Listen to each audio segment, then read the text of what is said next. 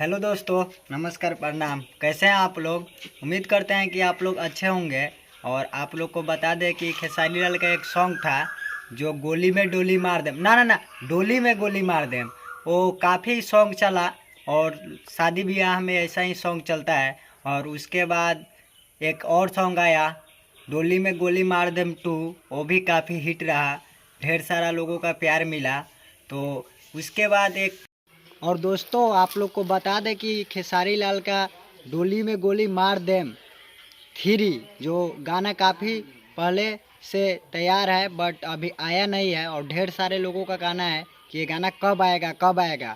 तो आप लोग को बता दें कि पवन पांडे हैं, वो बोलते हैं कि ये गाना 2-3 दिन में रिलीज हो जाएगा बट ऐसा होता नहीं है। 2-3 मंथ पहले से ही बोल रहे हैं बट ऐसा नहीं होता है।